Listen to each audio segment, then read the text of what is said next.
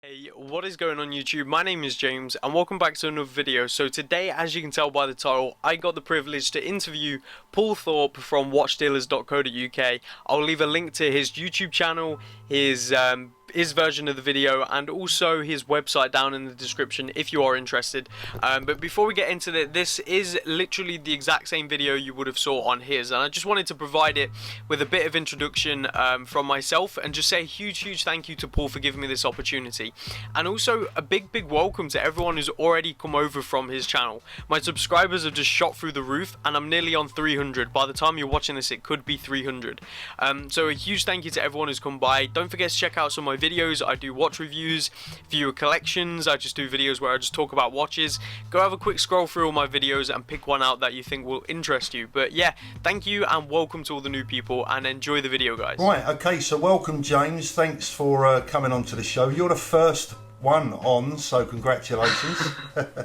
So thank you for having me, honestly, it's a pleasure. Perfect, it's my pleasure. Now, first of all, tell us about your own channel, because I gather that you've got a good watch channel yourself. Thank you. Yeah, I run a channel called Kibble Talks Watches.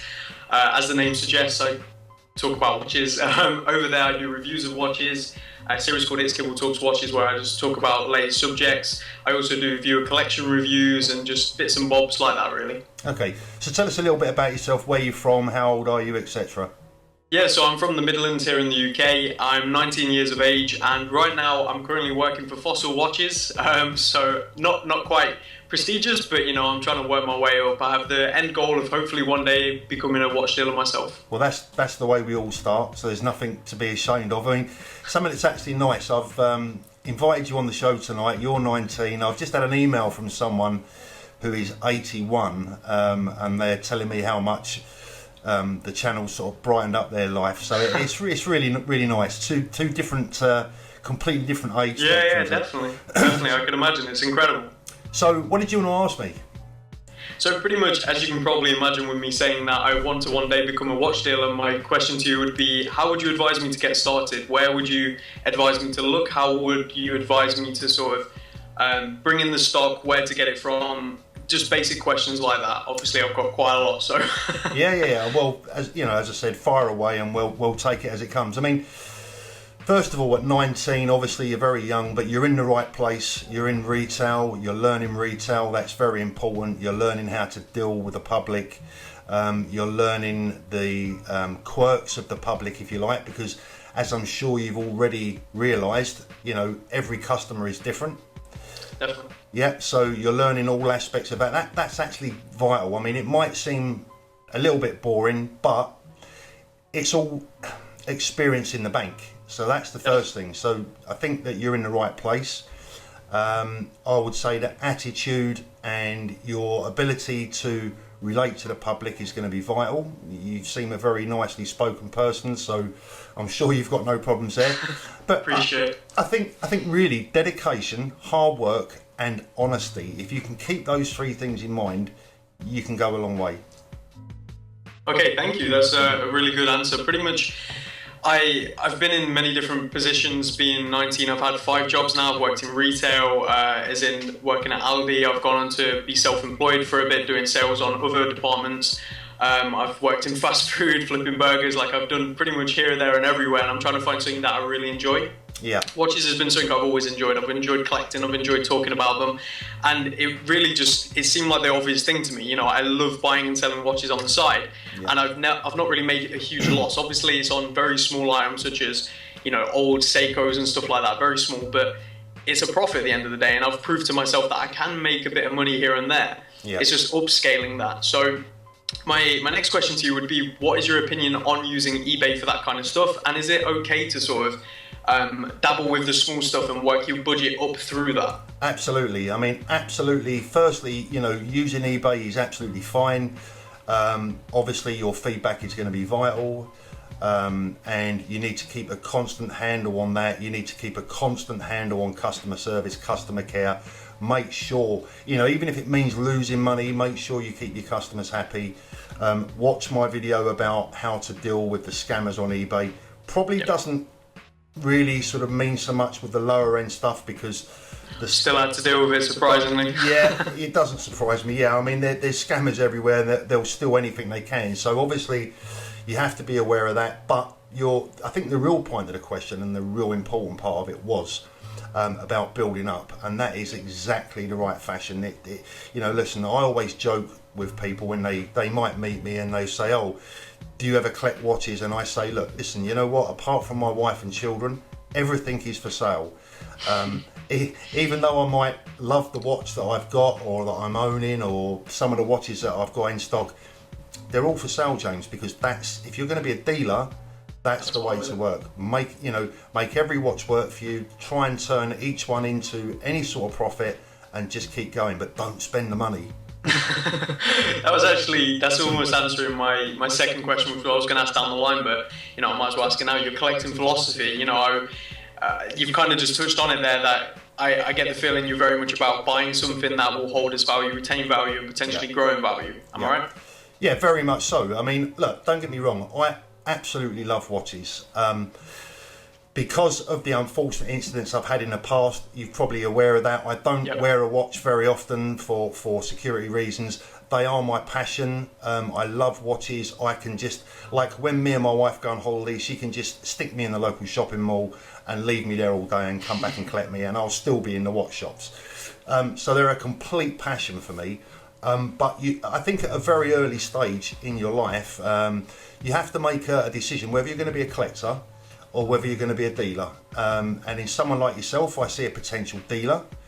That means like your watches, but try not to fall in love with them. Yeah, it's definitely something I'm trying to tackle at the moment. I've been very grateful to have a really good friend who I met through YouTube, who has actually sent me a lot of his watches that he doesn't want anymore to sell on. So it's great experience. Stuff is like this Oris I'm wearing right now, but like you said, I've fallen in love with it and I've actually purchased it for myself. So that's perfect. I mean, again, that's another good way of getting into the business. Once people, and I go back to the trust aspect, James, once people trust you and they know that you're not going to take their watch and run off for the money, the watches that are offered to you will get better and better and better. And you might start off with the Fossils, but you'll end up with the Pateks one day, and it's, I mean, my nephew that came to work with me when he was 19, he was a trainee plumber. He was training to be a plumber, and he stayed with me for 3 years at the shop, and he's done very, very well for himself. And I think he's 23 now, doing very well, but knew nothing about watches. But he had what you had. He had a passion, and that's you can't buy or teach passion. No, definitely not. And I've learned that over the years, and especially now working for Fossil, I see people there who treat it literally as a sales job. Someone walks in immediately, or what you're looking at today. It's not how are you doing, like getting to know the customer, what they want, like tailoring their experience. It's not about that. And that comes with passion. There's very few people I've noticed, even in authorized dealers. I've been in to many authorized dealers around here because, again, the watch obsession. I love watches, so I just go and see as many as I can. And you just get that real sense if someone loves watches and are passionate, or they're just there because they're selling. Exactly. And again, I was talking to David at Watch Collectors earlier on, and we was talking about the difference between a watch dealer and a watch salesman. And one of the things with the watch salesman is that, and you've just hit upon it there, is that there are 9 to 5 watch salesmen that go in, they earn their money, they shut the door and they forget the job until the next day. And there are watch enthusiast salesmen, quite clearly the category that you would fit into, which means that when you shut the door at 5 o'clock, you're still thinking watches. And that's the way you're going to learn. And that's what separates a good salesman from a bad one. Definitely, and that's why I set up this channel, actually. I wanted to go further because at the end of the day, with Fossil, it's great. They have many different brands ranging from £20 watches to £250 plus. Exactly what I want to do. It's a start, and I understand that, and I'm putting my time in there because I know it's the start. But I have bigger dreams and aspirations than that, so that's why I have this YouTube channel to sort of develop them for now and build in this community. And it's worked out incredibly. Like, I've had so many great opportunities already in this past month. Getting to talk to you is already one of them. Like, I've watched you for a long time now, pretty much since you started, and like when you got back to me within 11 minutes, it was just like, wow, okay. So thank you very much. No, listen, it's absolutely my pleasure, and I really, really mean it. I mean, I like helping people, particularly, people of your age, because I remember what it was like. I know it was a long time ago now, but in my heart, you know, I remember what it was like, and everyone needs a hand up in life, you know. And some more advice that I would give you, you know, keep watching the channels, not just mine. Watch all the channels, listen to all the experienced dealers. Use your mind as a little bit of a sieve. Let the good stuff, let everything go in one ear, sieve out and select all the good info, and let all the junk go out the other ear. You know, the thing is, the good news for you, James, is that at 19, by the time you're 25, you're going to be a relatively experienced watch dealer, and that's still a young man. You know, I really appreciate that. You know, you have a big future if you can break into it and keep the ethos going. There's absolutely no reason. I think perhaps looking a little bit further down the line, I would try and perhaps you know, I'd like to see you maybe getting a job somewhere in a higher end AD somewhere. Definitely, that is the end plan. I went into all them first, and obviously with my retail and sale experience, I thought it'd be alright. But they want someone with the watch experience as well, not just someone who knows their watches, which came to a shock to me personally. But I guess it's all about what's written down for them. So that's why I went into Fossil and got that, and then I'm hoping next step in England it'd be like Goldsmiths, and then onwards and upwards from there. But yeah, that is the overall plan. Yeah. Absolutely. So what are you collecting? Are you collecting, or are you buying and selling at the moment? Are you just doing a bit? I'm doing it all at once. I'm doing it all at once. I have watches right now that I'm selling, and watches right now that I just can't release, like get rid of. But yeah, just ranging from stuff really from what was sent to me, such as Parnis, like the Homage brand, a very lower end, to stuff like Eroyal, which is an Australian micro brand, which isn't very common, Autodromo, just all over the spectrum really, very tailored pieces right now, and maybe down the line I'm going to be getting potentially a Nomos in to sell, so that would definitely be a big step up. So yeah, I just want to know whether you think going more towards online is the better option rather than going towards a store, because obviously you have had both, you know, through your videos you've explained your experiences with both, and I'm assuming there must be some very strong pros and cons for each. I mean, what a great question, James. I mean, it really is. Well, where do I start? I mean, look, yeah, you're absolutely right. There are definite pros and cons to high street bricks and mortar retail outlets to online. I think online, the biggest issue is always trust, obviously, and quite understandably. The biggest issue with retail outlet shops is the security, and the security is paramount. I mean, my last shop, we spent £50,000 on security alone, and it still didn't stop the bad guys. So it's a pretty serious business. So having had all the experience I've had, I would say that in an ideal world, if we could guarantee our safety, I would definitely recommend a high street shop. Having said that, we can't guarantee our safety. The police, I'm afraid, aren't on the ball, and therefore I would say that I think, you know, in 2016, look, this is the modern day, this is the electronic age. And you know, look at us, you know, my channel has been going for like 3 months and it's reaching thousands of people. Your channel, you know, look at you today, you're speaking to me. I think ultimately that online gives you back your life as well, so you can have a life as well as a business. So for someone at your age, I would say concentrate on building your personality, your brand, and as I said, without repeating myself, your integrity, because that is everything to you. Your integrity is everything. Definitely, and that leads me on to my next question, which was going to be, do you think YouTube is a great place as well to build that? Because I remember you saying in one of your videos that before you was able to list a watch on the website, it already sold because you made a video about it, and you were struggling to keep up the stock, am I right? Yeah, I mean, that is true. I mean, that sort of doesn't always happen. I mean, I must admit, I do have a lot of watches that are selling without me getting them on the website, but that's not really the way I want it. I think YouTube is a great platform. I mean, the only problem with YouTube is that, look, for every 1,000 good people that watch it, there are a couple of bad ones. They make a lot of noise, and they can say some pretty nasty things. But we just have to ignore it. I mean, I'd never rise to that nonsense. So my next question was going to be, is there a real financial risk to starting? Because obviously, like any business, there's always a financial risk. And to further that question, whether it's worth keeping something on the side that sort of holds up a sustainable income, so if it does go down, you're kind of backed up. Yeah, I mean, I think I would recommend certainly, I don't want to keep harping on about your age because, you're a man the same as the rest of us. But at your age, I would really recommend probably trying to hold down a full-time job for at least a year until you can get on your feet. Keep buying and keep selling.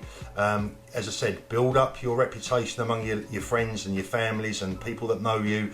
Keep borrowing watches to sell. And I think really ultimately, if you're sensible, that there'll come a stage when you actually realise that your business is outgrowing your job. An old dealer once said to me, the bigger your balls, the bigger your profit margin. And that is true. You do have to take some risks in the watch business. You do have to be brave sometimes. But something someone else once said to me is that, look, listen, if you trust your opinion, and if you go and make a mistake, you're not the most stupid person in the world. Okay, so there's going to be someone out there more stupid that's going to buy that watch off you one day. So even if you make a mistake, you'll still sell the watch. And when I say a mistake, I mean if you just go out and pay a little bit too much for something, or you get stuck with a watch that perhaps you thought was going to sell quickly and it didn't, one day it will sell. But certainly, try and hold down a job for now, I would say. But just keep trying to build and work to your aim. And I think, I really do think that you've got the right concept. Thank you. Yeah, I think starting off with the lower watches has really helped that, because obviously I started off with like literally £50. I was like, okay, let's figure out what I can do, and I got like a Citizen Eagle 7 for like £12 and sold that on for 30, then a Seiko 5, and just kept doing this and doing that until my budget is where it is now, buying much more expensive watches and selling them. And I think that helps, because then the day I do get to that point where it's outgrowing my job, I will know it for definite because of where I started. Yeah, absolutely. And the only thing that I can personally do for you is that now we've met, obviously, we've never spoken before this conversation. So I couldn't vouch for someone that I've never dealt with or never worked with. But what I will do is that I'll certainly point people in your direction. Certainly, if there's any questions you've got for me in the future, you're always welcome to drop me an email. And I know a number of dealers up around your area. And hopefully, one way or another, this little association will at least give you a little bit of an extra hand on your way to being a professional watch dealer. I really appreciate that. Honestly, I didn't actually know there was watch dealers around here. I've been looking for them everywhere. I can't find them. There's watch dealers everywhere. Yeah, there must be. But honestly, sometimes the best ones, they actually keep themselves very much to themselves. Definitely. For the security, obvious security reasons. Yeah. I would say especially around here, but... Well, look, thanks very much for coming on the show. I really appreciate it. I hope that I've answered, most of the questions that you wanted me to answer there. You really have. Thank you so much. It's an absolute pleasure to have you on. Thanks, mate. Thank you very much. Take care. Take care.